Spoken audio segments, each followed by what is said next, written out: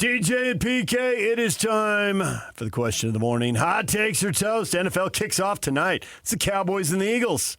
College or pro? Which one are you taking? Aaron denies the question, PK. Both! Exclamation point.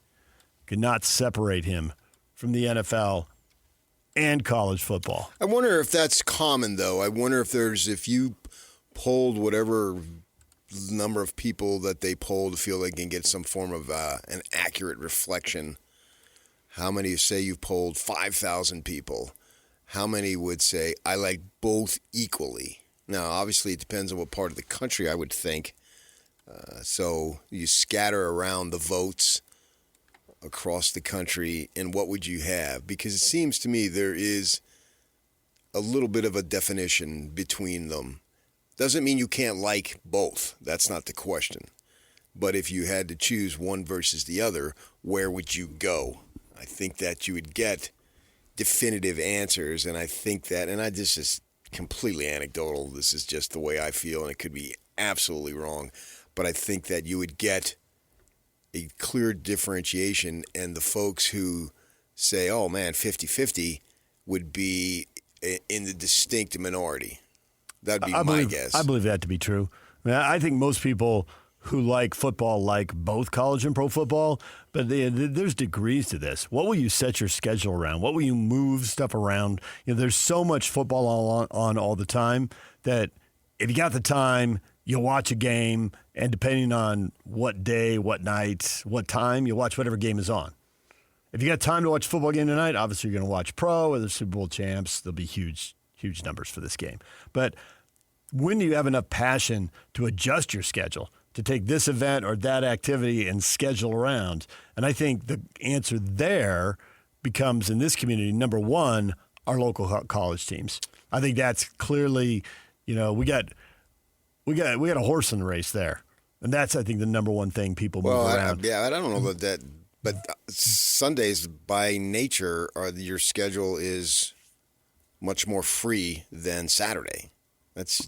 So the NFL would dominate if that were the case, because there's not as many activities Sunday as there are Saturday. More free time to line up for football. Yeah. And in our area of the country, I don't know how much you have to worry about that anyway, because most of the games are at night. And Saturday nights are largely leisure time in which you don't have to move anything. You get to choose what you do. Whereas Saturday day, Saturday morning, Saturday afternoon, particularly if you're, 50 or younger and you have children, there's tons of activities. I mean, there's only one thing that I wouldn't move any of my stuff for kids, and that's my daughter's dance recitals. That was a must. I must hit that. I never moved a thing. That was number one. That could go on in the Super Bowl, and I would go to the dance recital. To the recital. Yeah. Because you know me and dance. I'm not there for the kids, just one kid. Okay. No. That's not exactly true. You're exaggerating for radio. No, I'm not. I look back. I think you are. No, you're wrong. There's some band performances you seem to clear your schedule for. But those weren't on Saturday mornings. Well, that's true. They weren't there on Fridays. But nonetheless. Yeah. So I think that the schedule allows itself for NFL to be consumed, not just viewed, but consumed. I mean that in the truest sense. It is, for many folks, the highlight of the week. And the schedule allows them to plop in front of the television. And especially if you want to buy your NFL ticket, if that's what they're still calling it, and you can watch whatever and everything in between. Yeah, I used to get it for free for direct, but they switched it, so I haven't had that the last couple of years. And now we'll see about this Red Zone deal. I got that for free, and I would watch that, which was plenty good enough. I mean, they show live action. I think you were under the belief they just showed touchdowns, but they show live action, so you can watch it in real time. But now it's switching over to ESPN, I'm told, and there's commercials, and there's an uproar over that. There was a big old uproar about commercials. I don't know how that's going to pan out for me, how I will get involved in that. But it really doesn't matter for me as far as not having the NFL ticket because I don't really have a favorite team. And so whatever is hot, if that's on, that's plenty good enough for me. And then they do basically, what is it, Fox and CBS have the games. They basically have a version of NFL ticket anyway. They'll show it within minutes if somebody scores a touchdown in Washington or somebody scores a touchdown in Seattle and everywhere in between. But the college thing, that I just don't know that you can have the same passion equally for two. Kevin doesn't. He says, I'm in for college, but just the local teams.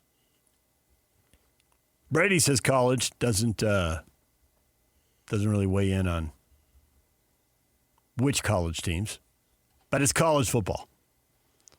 Well, I think too, you get big upsets in college football sometimes. Do you really get big upsets in NFL? Is there really a lock? Now we'll do this later on in an hour and a half or so and have our locks of the week. Is there really such a thing as lock in the NFL, whereas upsets and Appalachian State beating Michigan, is there any version of that at the NFL level? Not really, I don't think. It's such a mismatch in resources that when an App State beats a Michigan, it's just shocking. Right. Money, size of the school, history, tradition, blah, blah, blah, on and on. And in the NFL, they've leveled the playing field so much. I mean, yeah, they're bad teams. Yeah, but that's on you. You stink Right. because you stink. Yeah, you're not because compared to it's not the NFL. You're not comparing yourself. Just say the Packers are on top, just to use a team. Well, you're not comparing yourself to the Packers. You stink because you stink. Whereas Portland State stinks compared to BYU because they have so many disadvantages. What disadvantages are there in the NFL that cannot be overcome? It's been set up to have parity, and they largely do have parity. So there isn't that thrill of storm the field type thing in the NFL. Nobody storms the field anyway, but it's not that shocking. Whichever team beats whichever team. You know, have you ever seen anybody want to storm the field in the NFL? This is even on their mindset. I'm trying to think the last example I can think of that. I have zero examples. Yeah, I got nothing for you. Because is there really that big of a deal in now it's 17 weeks or 17 games, more with the buys? Whereas in the NFL, in college, you have that. Plus, you have the rivalry factor. Daniel says college all day, every day. The NFL's turned into a bad joke, literally paring down the leagues. Only 5 or 6 teams have a shot at winning the whole thing. College has plenty of biases, too. College carries way more excitement, while the NFL is turning into a powder puff league just like the NBA. Way too many divas for my dime. Well, let's see how it develops here with college when these kids, with your dimes and the dimes that they're making, if that changes to a good degree, and you hear the first college player who has a beef with the general manager or the coach, which they now have, and his agent is talking to them, not himself. It seemed to me that Kyle Whittingham, it was under his skin a little bit that some doctor got to decide whether Cam Rising played or not. Oh, no. Yeah. That's the way I took it. I could be wrong. He didn't really spell it out, so it's just how you take it, but I took it the way you took it. It bugged him. Right. He's used to being in charge. He's the head coach. He's used to having power and control, and depending on the coach and the school, sometimes they answer to the AD or the president, and sometimes they don't. Some coaches have way more power than So you're the saying president. sometimes they feel like a nut and sometimes they don't? Well, sure, sing it. Why not? Okay. It's a good jingle. And Kyle's used to having the power, and Now suddenly there was joy. Yeah. Suddenly there was a situation that was really important to the team, and he didn't have the power. Right. And that bugged him because he's used to seeing if there's a problem, well, then we fix it. And it bugged me that he was bugged. It bugged Jake that you were bugged, that he was bugged. Jake told me. I don't know. You lost me. I did find it interesting that Daniel said there's only the NFL's a bad joke. There's only 5 or 6 teams that have a shot at winning the whole thing. Isn't that how we largely feel about college football? Mm-hmm. Yeah. But maybe it's 10 or 12, not 5 or 6 out of 136 teams. The college is a little junior high along the way that you don't have in the NFL. In the NFL, nobody goes crazy for winning the AFC South. Whereas if you win, when they even had divisions, the Pac-12 North, Pac-12 South, they did go crazy. And clearly, when you win the conference title, most cases, maybe not Alabama or whomever, and they also have a rivalry. Rivalries, you like to say, oh, it's when you take something away from another. That's when a rivalry is manufactured. But rivalries, the true rivalries, aren't manufactured. They're born rivals. Arizona State. Well, on and on. Yeah. And so you don't need to take something away. Now, you're right in that if you do that, that can create a rivalry, but it's not your primary rivalry. And I think that is just the life experience of both of us, and we all bring our biases to it. You were in an area where there were natural rivals, and if they were in 5th and 6th place, it was still a big deal. Which is the large portion of the country. Whereas I'm sitting there watching San Diego State, and you had to take something away to have a rivalry. There was no automatic team down the street across town. BYU. And BYU was a rival of every team in the WAC and Mountain West. But only for like 8 to 10 years. Right. That's the pros. Yeah. Seattle and the Jazz had a rivalry. It's a limited time. It's manufactured. And then the Jazz in Houston had one. And then you move on. But that's the pro. There's nothing wrong with that. But in the pro level, you don't think like the Giants. Yeah, there's a few. Giants, Eagles. Very few. Yeah. Packers, Bears. But there's 3 or 4 that are available. Yes, they are. Absolutely. But it still doesn't resonate in the manner because they play each other twice. So how in the hell can you have a big rivalry if you play each other twice? And then it really doesn't matter. No Giants fan, if they were to have beaten the Eagles last season, we beat you. The Eagles couldn't care less. Going to the Super Bowl, baby. That's the pro level. They don't have the true rivalry. In the college, they do, and BYU fans love to talk about, well, yeah, you went to the year we went to the Rose Bowl. You went to the Rose Bowl. We beat you, and we beat everybody else in that division too. And you don't get that, and that doesn't save jobs at the pro level. No. Coaches can get contracts and extensions when they're on the way to something, but ultimately they have to get there or they get let go. And in college, you don't ultimately have to get there. I mean, if you've been down and there's celebrations along the way. Yeah. There's no celebrations along the way. It's Bill Belichick. We're on to the Bengals. Because he's right. One means nothing more than the other. And that's not the way it is in college, because if it was, you'd have this year, the Utes would storm the field, their fans, 6 times. Do you think that the NFL's popularity, this is just occurring to me here, sitting here, I hadn't really thought about this. Oh, this is going to be brilliant. I can't wait. Well, you brought up the point about the NFL, and it's about Sunday. Not for everybody, there are people who work, but for most people, Sunday is the least scheduled day. Uh-huh. And is the NFL's wild popularity built on the fact that they only play a handful of games, which they make sure are marquee games, outside of that window? And so whereas with baseball and basketball and hockey, there's just so many games. And to clear time 3, 4, in the case of baseball, 6 times a week, and to follow all these teams, all these storylines, this is not possible.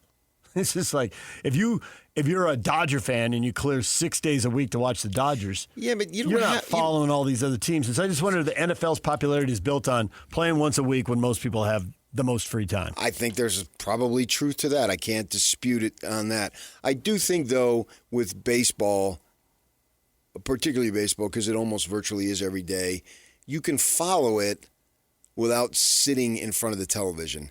And you can last night I'm doing yard work. Yeah. So I subscribe to MLB. And so you're listening to a radio broadcast. Yeah. Right. And if my neighbor walks by, I can still talk to him or her. right? Right. Because if I'm out front and it's this time of year, you can still, baseball lends itself to sort of a casual connection. You can tune in and out even while it's on the radio or the television or the iPad, but you don't have to be selective every single pitch. There's a certain charm of that, right? People go to the Bees games and you may miss 5 plays because you're with your buddy or your lady or whomever, and you're chatting it up and you're enjoying the atmosphere of it all. So it's a different sport in that way. I mean, in the NBA, I mean, that's why the arenas are not 60,000, because they couldn't support it every night. And yeah, they play way too many games for the players' sakes, apparently. Not for my sake, but for the players' sakes. I mean, I don't understand why the freak you can't compete in the All-Star game and why you can't show up, because they sure did before, and guys, somehow they still survived, but that's another story. We'll get to that. So yeah, I think that that it's a big deal. It's the same thing with college, though, in terms of they prepare weeks in advance. My wife, she went to the game with me last week down in Pasadena, right? So she's got this friend and invited her to the tailgate Saturday because she thought that my wife goes to all the games, but she doesn't. She actually goes to no home games, just sometimes when she comes with me on the road. I mean, I don't think she's ever been in Rice Eccles. We saw soccer there way back when they played, but no, it's just but they assume, well, you went to the road game, that means you're a fan.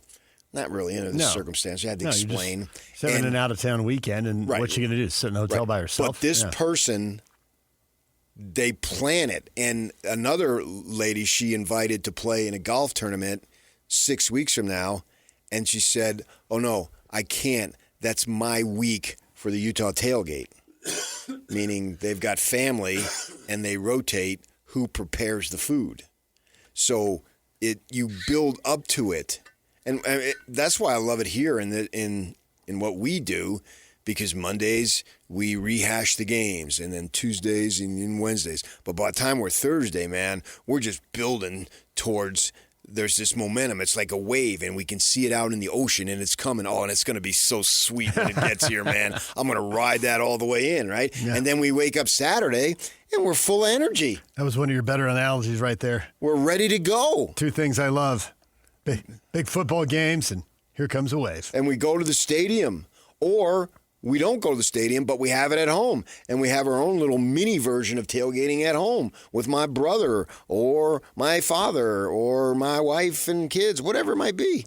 And that's what we do. And it's part of, if you're a sports fan, particularly a college football or an NFL football fan, it's part of, it's almost like it's the DNA built into your, whatever DNA stands for. That's what it is. And we look forward to it, right? Deoxyribonucleic acid. That's what I just said. Yeah. Thanks, Yock. I didn't have to look that up. You're the man. Right? And, I mean, a trip around the world or a trip to Europe or whatever, we get fired up for that, right? I imagine at some point in my life, I don't know this, but I imagine I will be on Irish and Italian soil, because that's my heritage, split right down the middle. I got nothing else. We were going through a thing for personal thing one time, and the gals, you fill out your ethnicity. Well, what else do you have? Nothing. That's it. I can spit into a tube. That's it. I got nothing else. And so I will be almost a dream come true type thing. And that's great. That's a big once in a lifetime trip, yada, yada, blah, blah, blah. But I like the small stuff too. That's what gets me excited. And for the small stuff, for a lot of us, it's Saturday night. It's Sunday afternoon. And we've built our week around that in terms, not maybe literally, but just emotionally. We're 2 days closer. Yeah. And we'll see it. Maybe not so much this week with Utah and Cal Poly, but you get to see Ronnie Mack and Roy Jefferson's name thing go on there. That's really cool. So you'll have that. The game will be a blowout, obviously. Whereas the Cougars, they're looking forward to some. At least a real form of competition. Yeah, better competition. And they week. will get it from the defensive perspective of Stanford, I believe. I believe Stanford's defense is decent. They've got a lot of upperclassmen. They've got tons of guys who've played a lot. And so, Grizzly Bear Bachmeyer, you'll get an opportunity to get a real test. You didn't get a real test last week, so you look for that. And then what? They got a bye after that, and then they it's a bye next week, right? And then East Carolina. Is that the way it works? Correct. Yeah, right. And so that'll be their first road game, and you'll look to see what does the freshman do there in that situation, and then it's on after that. Then we've passed all the preliminaries, and then we're into the conference, and then we're into it doesn't matter who you play because it's a conference game, and they're all gigantic. So there. Steve says the NFL will always be king. Other than watching BYU, I get bored. There's too many blowouts and too much corruption between the playoff committee, Big Ten, and SEC. I don't know.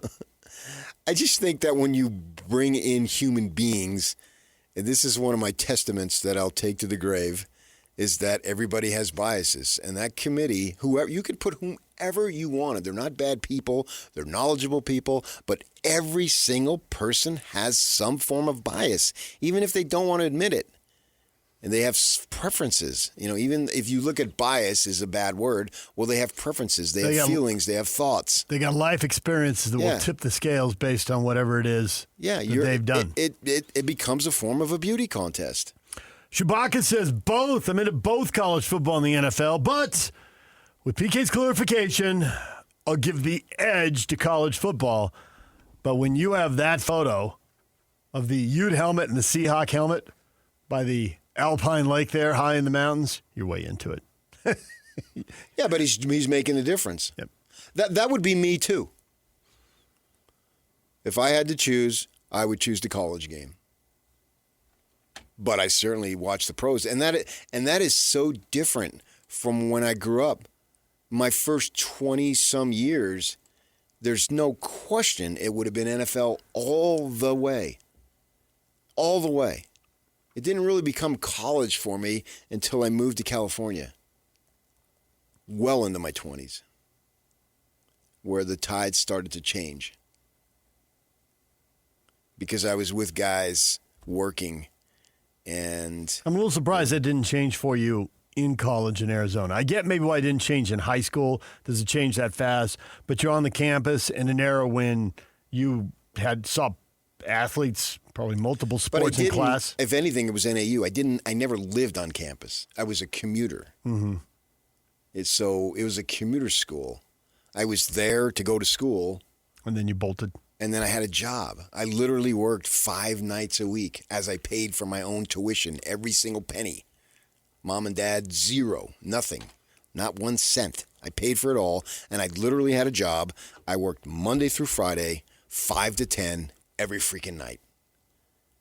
And so I went to the classes, did what I needed to do, got out of there, got in a car, and took off. I did meet a few guys on the team that were in the communications and the broadcasting, and then just some general classes. But NAU, I lived on campus, and it was much smaller, and you interacted with those guys a whole heck of a lot more. Everybody knew everybody? Is that kind of deal? I mean, that's a cliche, but compared to ASU. Was it?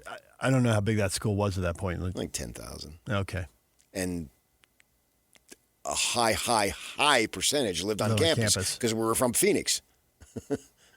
That was the majority of the folks who came up there. And so, if you ever wanted to go home for the weekend, there was always somebody. But when there wasn't, I actually hitchhiked.